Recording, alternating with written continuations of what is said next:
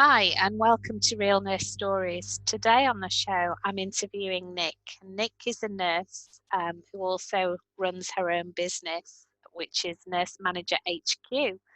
Welcome, Nick, to Real Nurse Stories.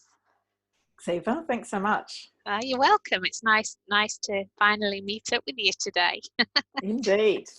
Even though it's virtually, it's still nice to see you. So, Nick, I'd love to know a little bit about your nursing career, and perhaps if we can just start with what made you decide to become a nurse in the first instance. It's a good place to start. I came into nursing for not necessarily, the right reasons. I just don't think I really knew what I was signing up for. So like many of the nurses that I've spoken to over the years, when I was a child, I was 12 or 13, my father developed metastatic melanoma and died when I was about 13. So my early adolescence was populated by hospitals and surgery and intensive cares and in new treatments that was then interferon and a whole load of things. And I felt a very strong pull toward nursing. So as I moved through high school, I couldn't quite deny that it was a very strong pull. I don't think when I finally signed up for nursing and started nursing, I fully appreciated what it was like. I think my worldview as a 12 and 13-year-old around what nurses did and what it was about was quite different. And I'm sorry to say that I think that the 12-year-old version of me thought I would be some kind of mini doctor, which of course is absolutely nothing like what we actually do. And I think about that and think, oh, Nicole, far out. Anyway,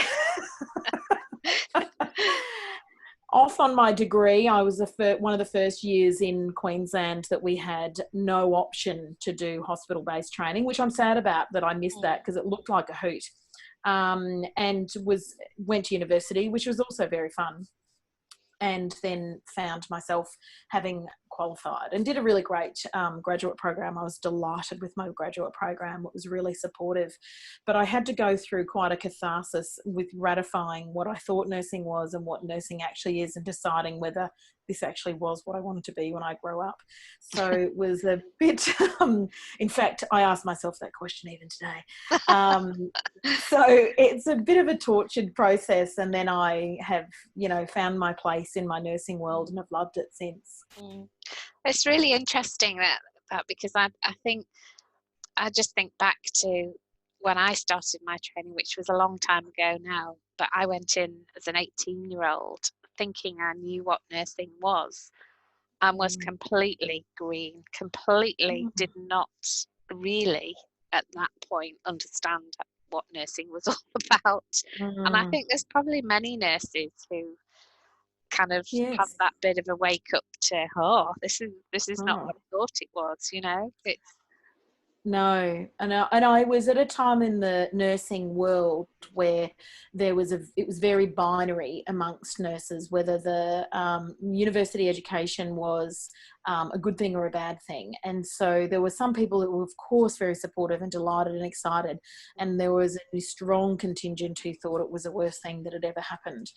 And they had a bit of a view that, we university trained nurses didn't like getting our hands dirty, which I resented immensely. But I do look back at my early years, particularly when I was at university, and I was reluctant to get in there, and I was a bit guilty of not wanting to get my hands dirty. But it wasn't necessarily because I didn't want to. I just didn't know how. And it wasn't like in the hospital trained days, which was a little bit sink or swim. You were thrown in and, all that kind of thing. But I think you did sort of reach that level of comfort, and there was a much stronger community of practice amongst nurses at that time that ushered people through in mostly a very supportive way. I know not everyone had that experience, but it was very different to me. It was much easier for me as a university trained nurse to be a bit of a wallflower and stay back, and that didn't help that ratification of what I thought nursing was versus what it actually is.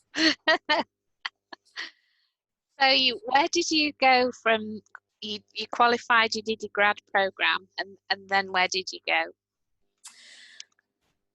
My grad program was fantastic. I actually did it at the Wesley Hospital in Brisbane, and at that time it was 18 months long, which was 6 months longer than your garden variety version. And I think at that time we did 3 4-month rotations, or maybe we did 2 6-month rotations, and then the last 6 months was specialties, 1 or 2 specialties.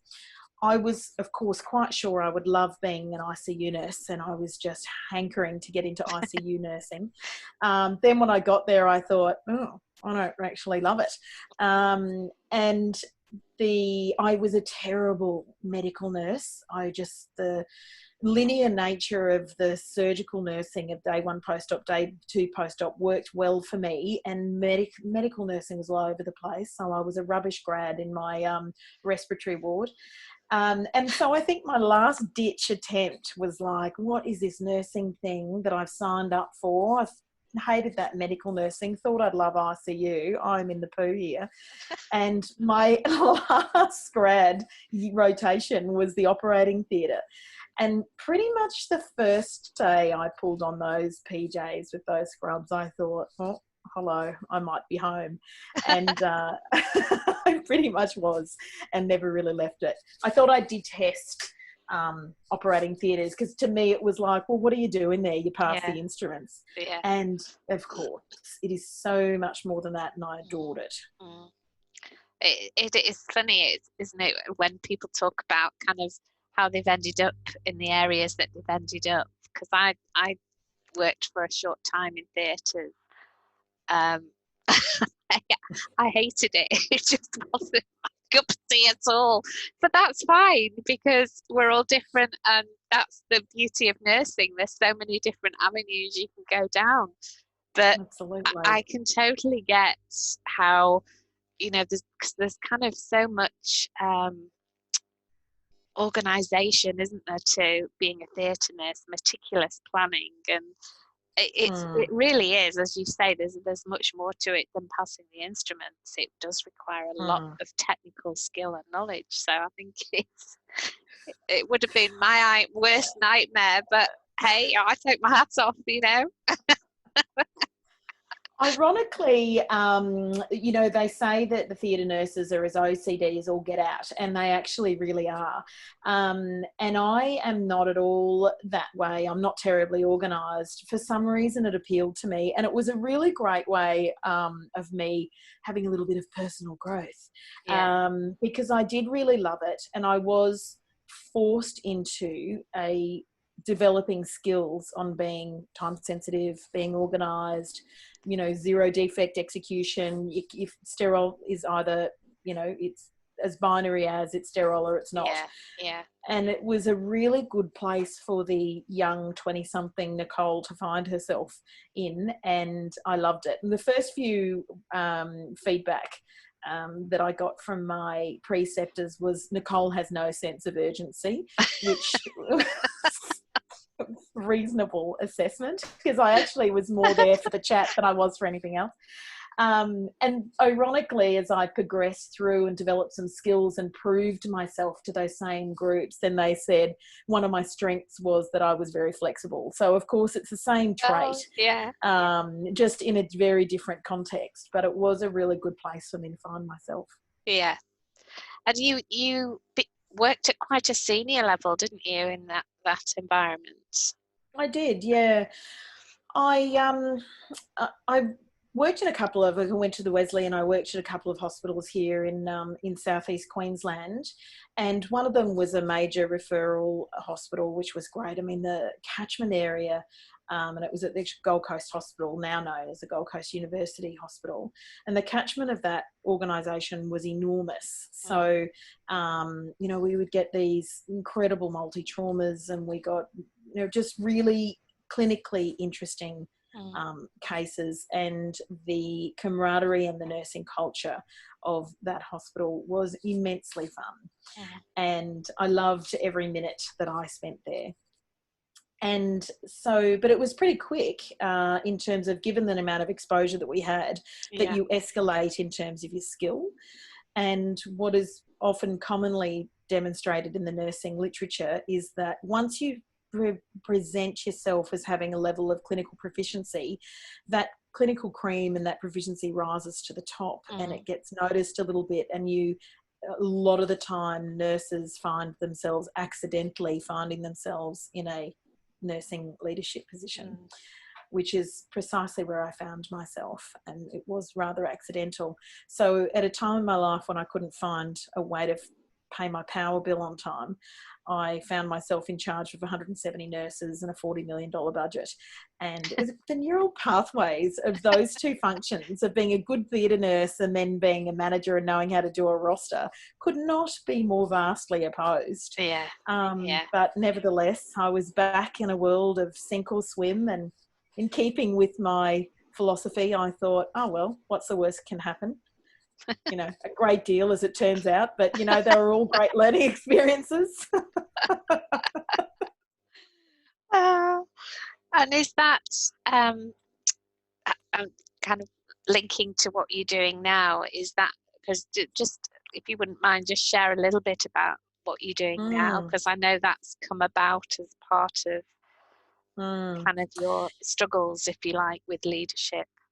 Yeah, I mean, I did that role for a good couple of years, and like the mistakes that I made were epic, and they were hard to recover from in lots of ways. Like, understanding who I was as a leader and a nursing leader was really difficult for me, because I'm not great at conflict. I don't want to go in guns a-blazing, but I didn't really know what that looked like if I wasn't going to be this hard line, really demanding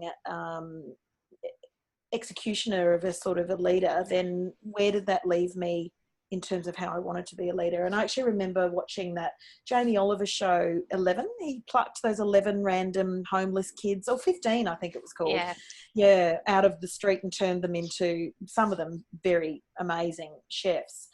And I always loved Jamie Oliver. I thought he was a great bloke. But actually, when he gets into chef mode, he's like all chefs, which is, the hard line, F-bombs are everywhere. And I thought, oh, God, I remember watching that and I was in my mid-20s thinking, that's what you've got to be if you're going to be a leader. I can't do that.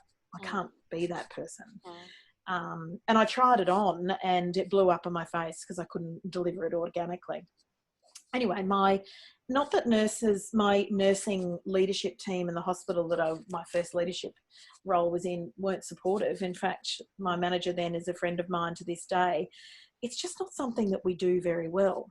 We're really good at teaching nurses how to develop themselves professionally in terms of clinical skills, but we expect that somehow they're naturally going to develop leadership skills and know how to read a profit and loss. And of course that doesn't happen organically. So fast forward to where I'm at now, I did reflect on that and think there probably has to be a better way of transitioning really accomplished clinicians into empowered leaders that are comfortable with who they are and what that looks like on a day-to-day basis when they're engaging with nurses who are struggling with skills, knowledge, attitudes, with workplace adversity, with moral distress, all of the things that, like, our worlds are ones of emotional labour. And so how do you manage that when you're a leader and with a lot of people without a lot of transition? So that's why I do what I do now. And I think there's such a gap there, isn't there, Nick? I think, I come across so many nurses who are, either nurse unit manager level or above, who struggle enormously in that space for those very reasons that you've, described really well there. It's like we promote people because, as you say, they're competent, they've got these great clinical skills, promote them to a role that requires them to be a leader, but we then kind of leave them adrift. And there's a mismatch to me. If you're working at a very senior level, so director level, there seems to be more support there than there is for the middle section, which I find incredible, given that, we, particularly this year, the International Year of the Nurse and Midwife, part of the goals around that globally are around growing the next generation of leaders, and yet we still come across nurses who find themselves floundering because they haven't had that. Well, I think it's support, it's the development around the role. So what what would help this person who's new to the role? To me, it's not practical enough. No. I don't know if that's something that you... I think that's one of the things that is very strong. Some organisations do this really well, and some organisations don't do it at all. And if, in my experience, and I've been exposed to many an organisation throughout Australia now, I think it's fair to say that most organisations don't do it well. And then you're left with these clinically very competent nurses, but you take away all of the things that they're good at, which are the clinical components of their role, and then give them a whole load of other things, and they are cloaked in self-doubt. Yes. And it is a terrible, terrible place to be.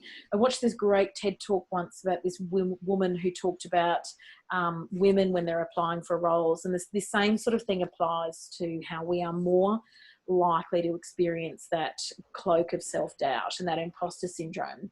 And she was talking about how if the research tells us that if men see a job advertisement with, say, 10 selection criteria, that if they can do 3 of them out of the 10, they'll go, oh yeah, I'll give that a go. Whereas women will see 9 out of 10, and the 10th one they'll go, oh, I can't do that, I can't apply. And the same thing applies when and I had that exact same thing when I was in that role. I desperately wanted to ring my manager and say, I am a raging fraud and you need to get yourself a real manager because this is ridiculous. I don't know what I'm doing. And of course, all I needed, like I had when I was a grad, was the equivalent of the Wesley grad program, which was practical. And it was organic, and it was people, the grads, there were 17 of us, I think, sitting in a room talking about how we drove home from night duty crying because we forgot to do the 2:00 obs. There was no structured agenda. It was just organic, and it was a debrief. And new managers who are novices need the exact same thing. Absolutely they do. And I think there'll be so many nurses who listen to this episode and will be thinking exactly the same thing. This will resonate because I know that I've heard that in my own role when I was working at a senior level and worked with a great team, and they would say, we don't know how to do this, and that takes courage in itself to say that. But I think the pressures of working in modern day nursing, and then you add in all those additional pressures of being in a leadership role and feeling like you're an imposter and wearing that self-doubt just adds another layer of pressure and intensity to on an already stressed job. So I think it's with a fundamental problem for nurses in that we measure ourselves by what we do, and that can be really easy when we've got a patient load. We had 5 post-ops, or we managed this Met code really well, or we took these admissions, and it's really easy to bundle up what we do. Whereas when you're in a leadership position, it's not so easy. And so there is this elastic band that pulls nurses, the Catholic guilt that drags them out onto the nursing floor. I'll just go and relieve for tea or do that odd set of obs or answer that nurse call because they feel so bad. Meanwhile, mentally they hear the emails, piling up, and the report they haven't done, and the roster they haven't put out, and the policy and procedure that needs reviewing, so they get dragged back in. And then they feel like nurses walk past their door like, oh yeah, surfing the desk again, not doing anything, so they get back out. And it's just, it's a terrible pendulum. It is. The new nurse manager traverses. It is.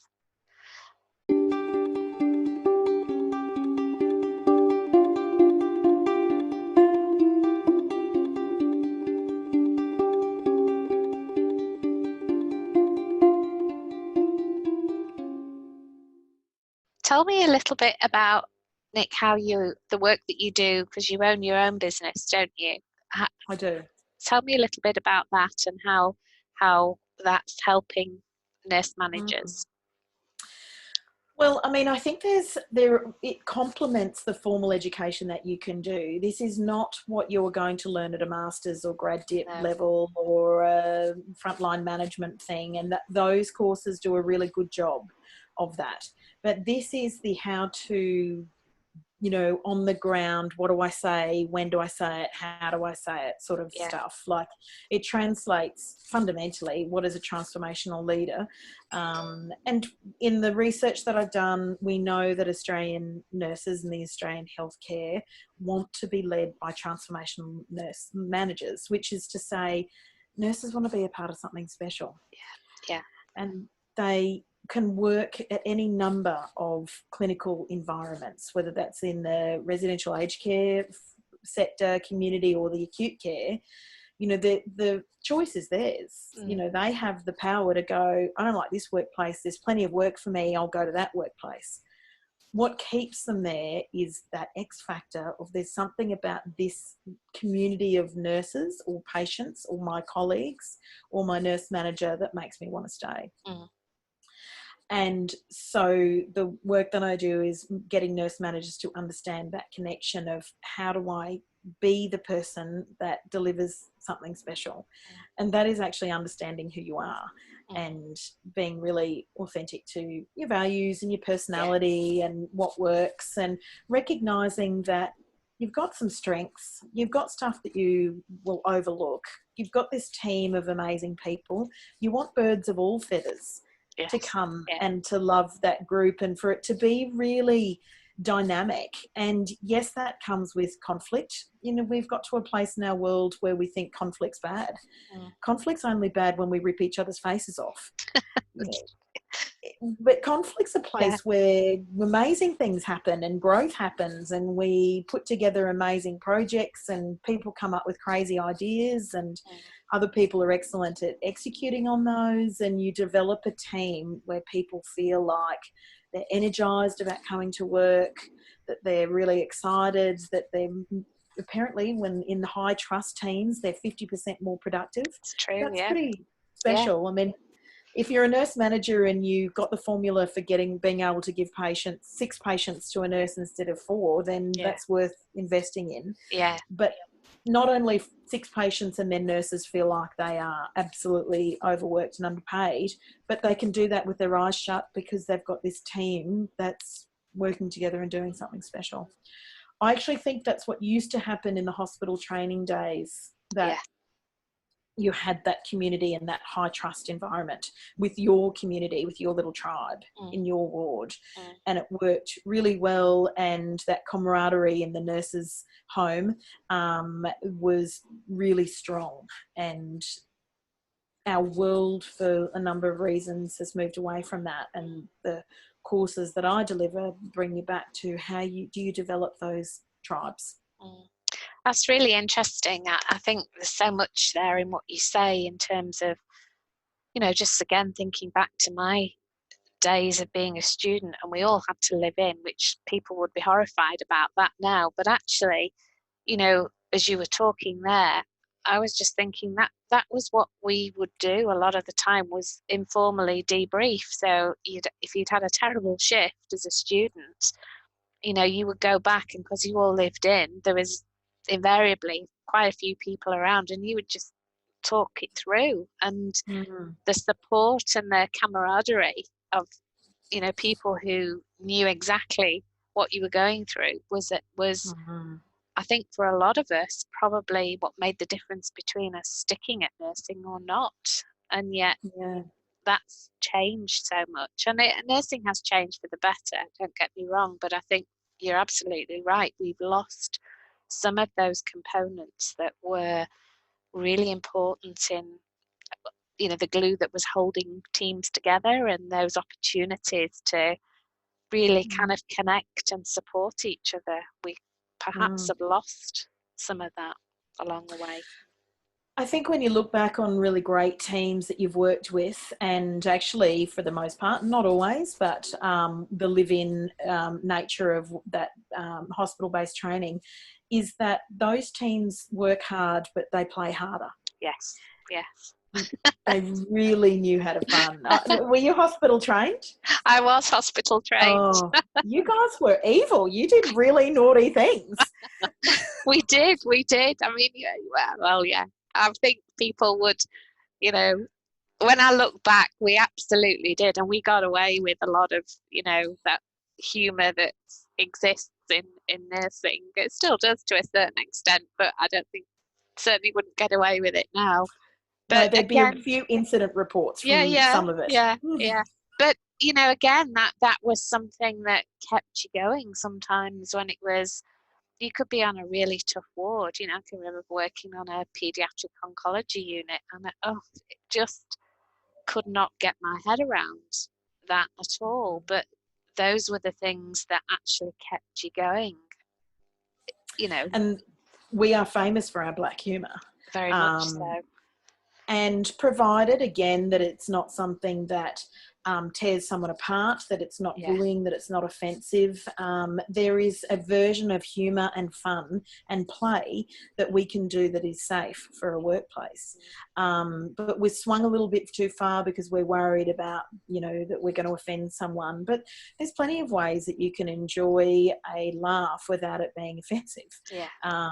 And that is something I think we have to find again, because emotional labour is something that we have not quite fully appreciated is really significant in our world. And workplace adversity exists in our worlds, whether we like it or not. And that can range from exactly what you're talking about, a paediatric oncology, of course, that tragedy that we're exposed to. But sometimes there are real union issues, there are real rostering issues, there are real workload issues. Paternity of nursing, the paternalism of it can be really distressing. How you interact with other people. There's a range of reasons that are outside the circle of our influence that we can control, but what we can and still manage how we deal with that. And sometimes it's just play and have fun, and that's not dangerous or unsafe. In fact, it's the only way we're going to survive this ride. Yeah. And I think the other side, the flip side of this as well is around kind of public perceptions of what nursing is. And I think that's certainly over the last year has begun to change somewhat because of all the COVID. And I know that, I've seen quite a few posts where nurses have been very kind of outspoken and said, look, we're not heroes. We're not, wearing capes, superwoman. We are highly trained professional people. And I do think that that's also part of the issue, is this outdated perception of nursing, and that's largely not helped because of the media. I don't always think there's enough positive media interpretation of modern day nursing, and that kind of fuels this old-fashioned notion. So I think there's a lot of things that need to change around that, but also I think people don't have that insight into how tough, if you're a member of the public, unless you kind of have a nurse in the family or you're married to a nurse, I think you really probably wouldn't have much of a real insight into all the grit that happens in nursing, and as you say, the emotional labour and how difficult it is. It is. It's a wonder, really, we don't see more nurses in trouble with burnout than we actually do. And I suspect there's probably a lot of those nurses that we're not counting in those numbers. I think so too. Where nurses just quietly leave or retire earlier or move into something else, and the reason for that is burnout, or never really quite ratify and articulate that it is burnout that is what's going on for them. And that is something that we can change by creating workplaces that are fun to go to. We have to get back to that time where we safely had fun without it being something that's really negative. And to our credit, year after year, in fact, decade after decade, we keep coming out in the Gallup polls as the most trusted profession. Yes. And even despite you know, some terrible things that go on that are publicised heavily about mistakes nurses make, or that there's the psychopathic homicidal nurse running around. The public, it's proven the public think that is a one-off and don't judge us, whereas other professions, they cast that suspicion across the entire industry, and they don't do that with us. Amazingly, the people that don't trust are us. You know, we don't trust each other, and our employers, or often our nurse leaders, don't. And that's crazy. You know, we've got these amazing group of highly trained, highly skilled nurses that are doing a very emotionally laborious role. And we, as nursing leaders, we need to learn how to not micromanage that, and how to give them what they need to do a great job and get out of their way. And I wonder as well, you know, how much this whole concept of like horizontal violence plays into some of the behaviours that we see, you know, that are not always helpful behaviours, and certainly don't create a positive workspace, and whether that for some people is just purely down to the pressure and how do I cope with all this, it's almost passed down the line, and that doesn't make it right. But psychologically, when you strip it back, often the person is struggling with all kinds of pressures and they're happening. And that's one of the things I spend a lot of time in my courses on is how do you create a psychologically safe workplace? And what that means is that people are happy to put up their hand and give an idea, object, provide stalls, excuses and objections without it being about toxic positivity. And I can't stand toxic positivity. Oh, you know, I think you're being really negative and you need to get on board with this.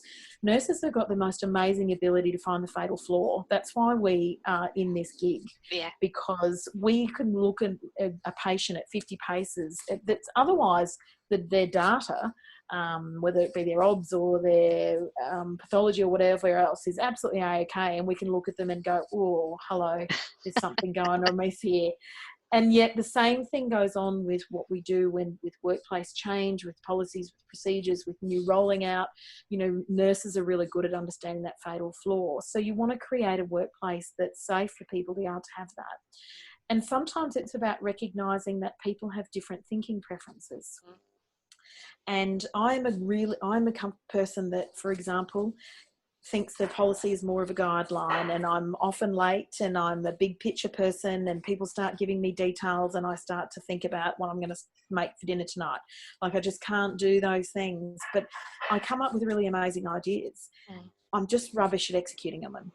And there are other people that can't come up with an idea, wouldn't know one to fall over them, but their execution and ability for facilitation is extraordinary. Whereas other people have got the most amazing ability to read data and solve problems, but they tend to be maybe a little bit not so good on the emotional intelligence.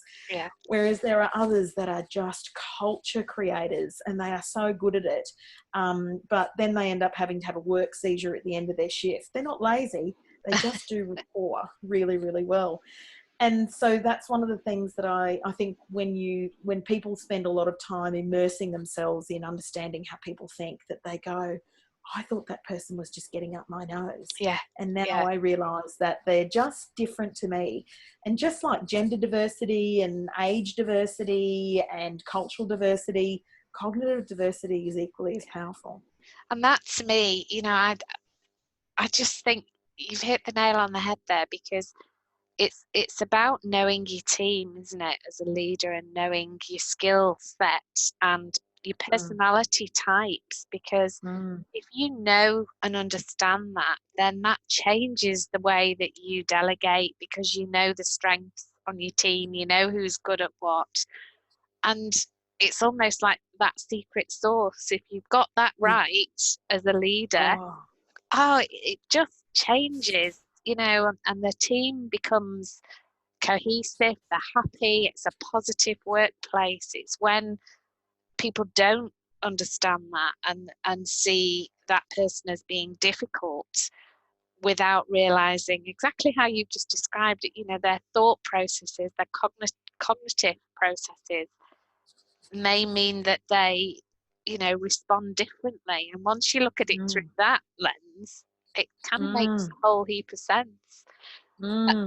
It fascinates me because one of the parts of my role when I'm coaching nurses is around imposter syndrome and nurses who found themselves fairly new to leadership positions and that whole second guessing themselves, but also not understanding how to map out that skill set within the team and how to play to those strengths. And they're not terribly difficult things to learn. It's just that we're not good at sharing. Some of these things come from a corporate world and the business world where people know their types. They, you know, regularly have feed forward, but we're not good at teaching those skills, I don't think, in modern day nursing leadership. And I think we're not good at owning what we're not good at and thinking that as a nursing leader that that it's a development opportunity for me to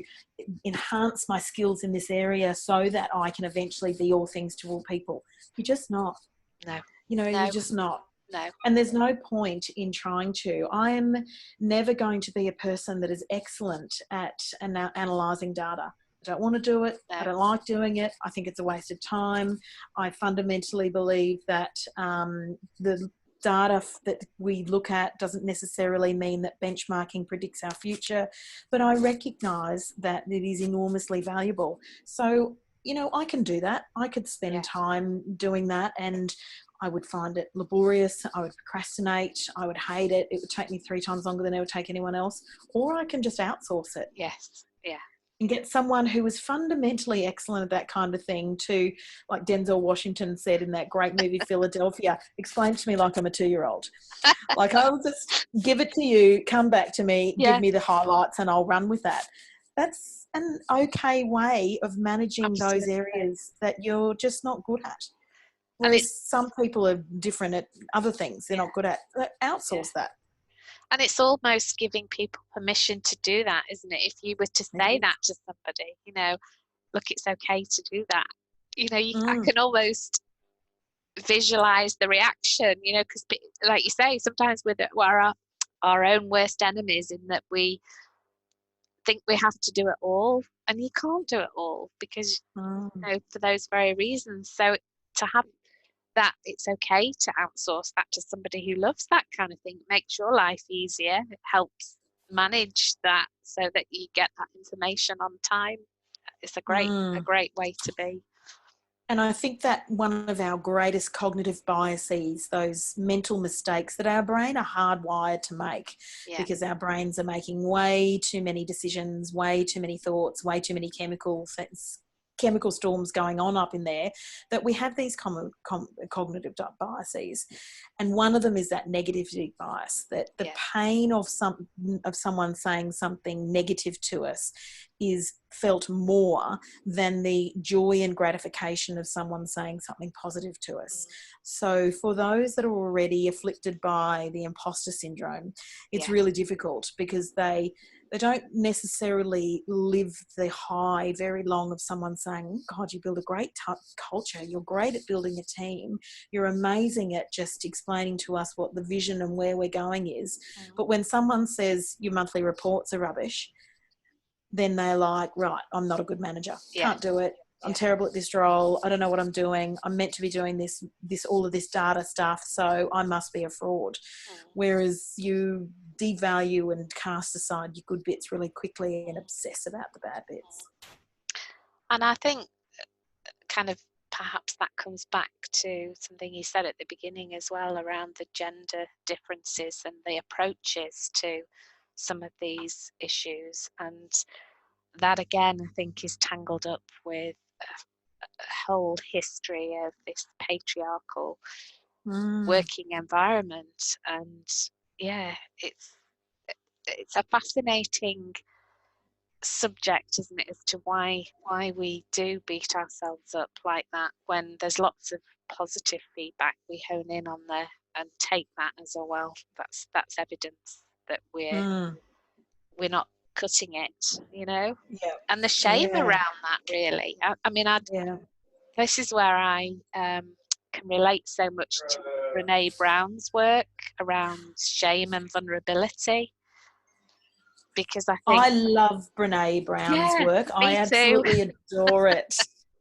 Oh, she's one of my favourites. I read her book and I thought, oh my God, why did you not write this book years ago? Because it would have helped me so much, you know, learning the hard way. But there's so much there about that whole, just the whole being vulnerable and having again, coming back to a positive space and environment to be able to say, you know, I need some help with this, or I don't know how to do it. And that simplifies it a lot. There's more to it than that. But I just think there's so much we can learn from people like Brene Brown and apply that to know, you know. And I think no matter whether we find ourselves in a graduate position or a very senior nursing position, either way, there's leadership to be had. Yes. And so we need to, and leadership is fundamentally about, you know, managing is about doing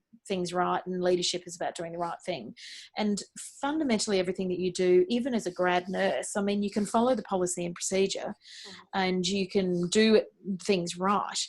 But doing the right thing is about patient advocacy, for example. Yes. So you find yourself at that juxtaposition on day one about nursing leadership. And so having someone like, you know, Brene Brown, if you cannot find yourself a safe mentor, I think is really important, because it's hard for you to go to your preceptor, your clinical nurse specialist, your nurse unit manager, your director of nursing, whoever is your next line, and go, I really don't know how to do what you're planning me to do. Yeah.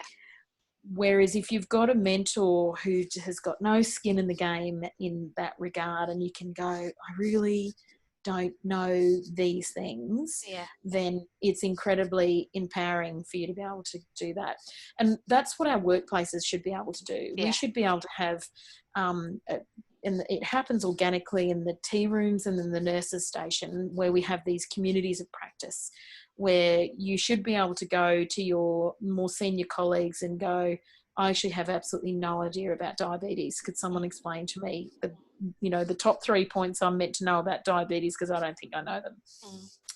Or I don't know anything about a profit and loss, and I'm meant to because I'm this nurse unit manager apparently. Yeah. And that's what communities of practice, what we should be striving for. Yeah. And you can only do that in high trust teams. Yeah, absolutely. And that's such an important factor, isn't it? And I think it's great if you're working in an environment that supports that and develops a high trust environment. I think sadly there's still a fair few around that don't. And it's sink or swim. Yeah, it is.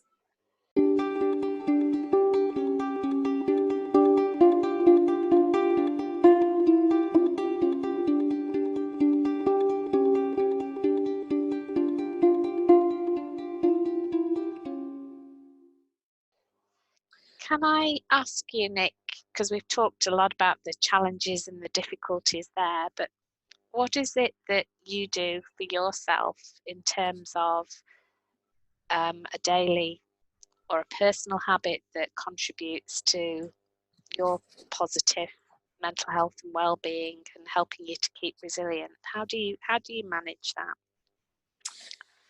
I try to dedicate at least an hour of my day to something that is just unadulterated fun, pointlessness, whatever. And I actually try to incorporate that even at work, because I am on a penchant to make sure that nurses start having fun again at work. But, it changes in terms of what that might be. Maybe it's about food. I do love cooking. I do love reading. I love the mindfulness of it. I love there are loads of things things that I love doing. Sometimes it's walking, sometimes it is a bit of yoga. Sometimes it's actually going across the road. I live in Brisbane, and there's a little microbrewery, and we go there quite a bit. And I know that's an alcoholic-related activity, which may not be a great thing to encourage people, but it is a very community thing. You walk in, you know the staff, we have a chat with everyone. I am a very chatty, people-centered person. I need to reach out and have a conversation. And the more that we are working remotely, which of course I find myself doing that now, the more I feel that I need to have, you know, that social interaction, that frivolous conversation about what I'm cooking for dinner, or what I did last weekend, or movies that we've seen, or what's your favourite thing that we're binging on Netflix, so that you can have that social interaction. That's really good. I mean, one of the things I often hear a lot, particularly through coaching, is that whole, you know, nurses not having me time, because of the, you know, early starts, late finishes. And I think sometimes think that it's more complicated than it needs to be. And those examples you've given there, you know, it is simply about taking some time for you to do, you know, what you love doing, really. Yeah.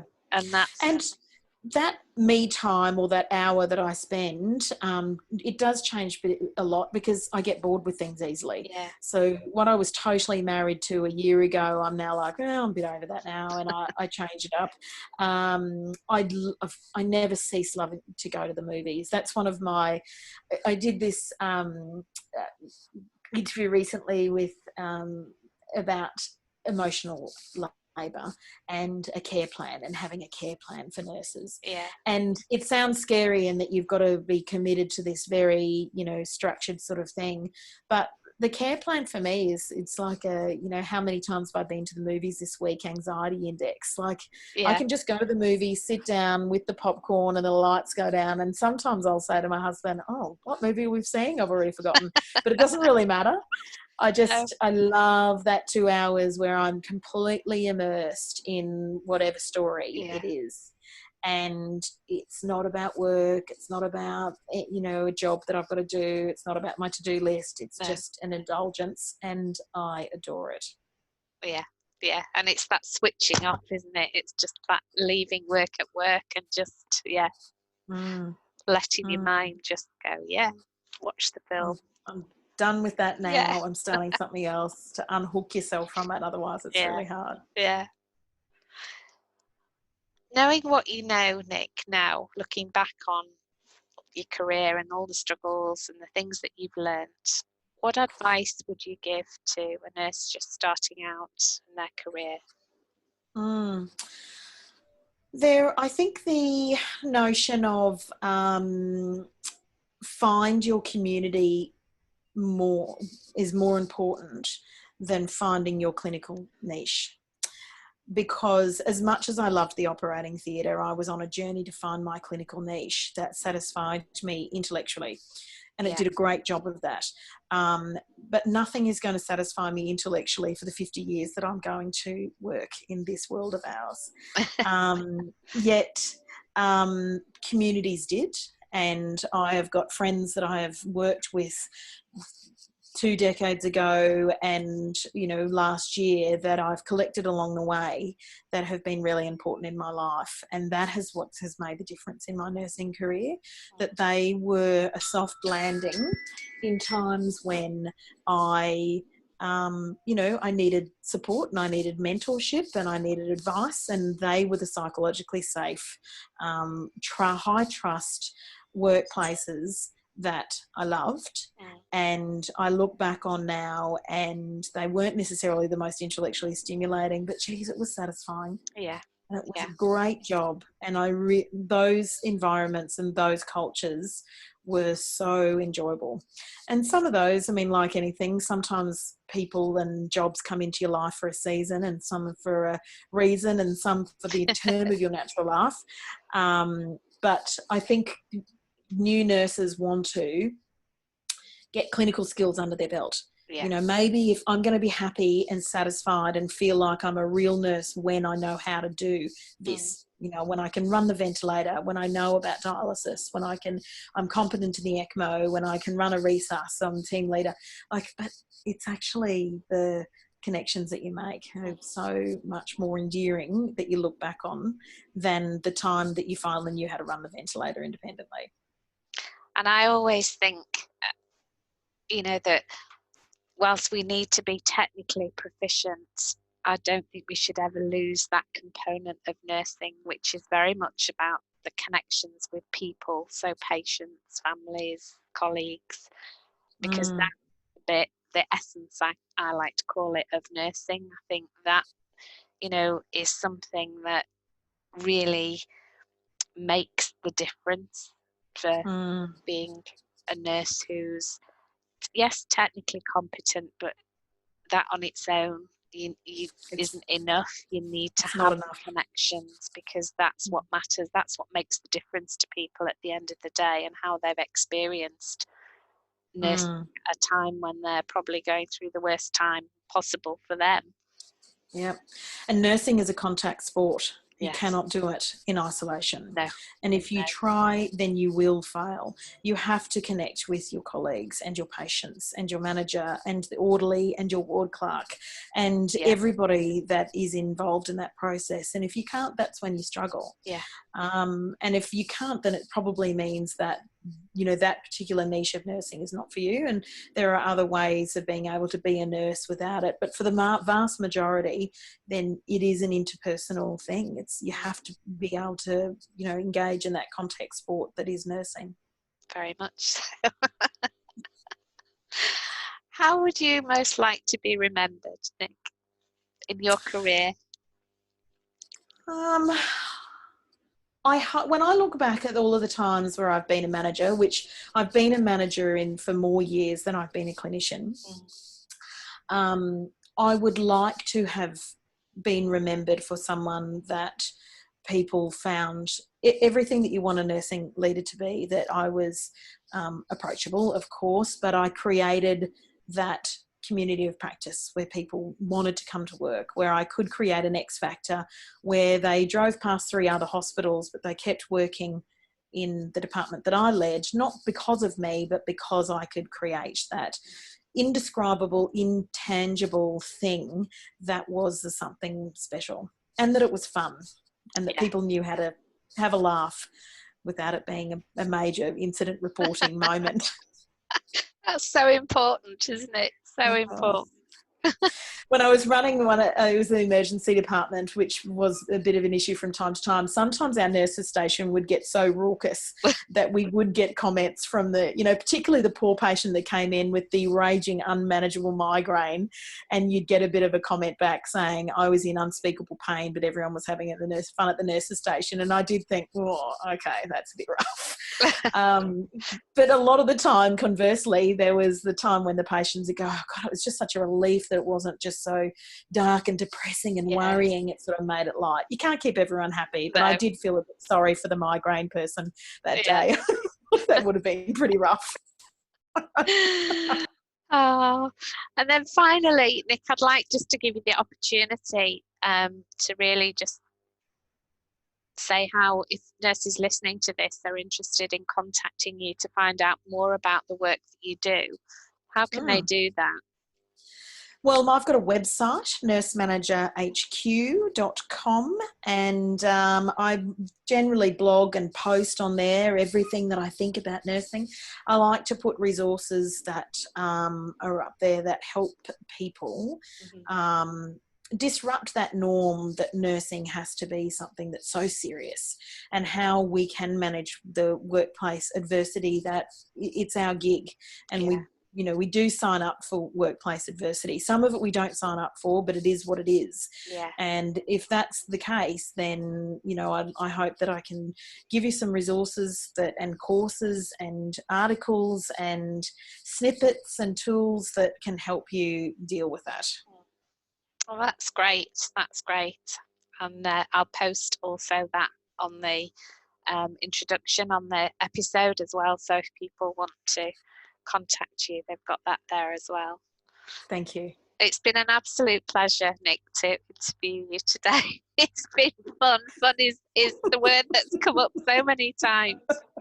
And it's always great to, chat to people about their careers. And I just want to thank you for your candor, really, in, what you've shared, and your honesty about, what I call the nuts and bolts of nursing. It is a tough thing. And I think that's, to me, the importance of these interviews is talking more about that, but also talking about solutions and how we can support each other. So exactly. it's been really great to chat with you today. So thanks. It's been fun. Definitely. Thanks, Nick. Pleasure. Bye-bye.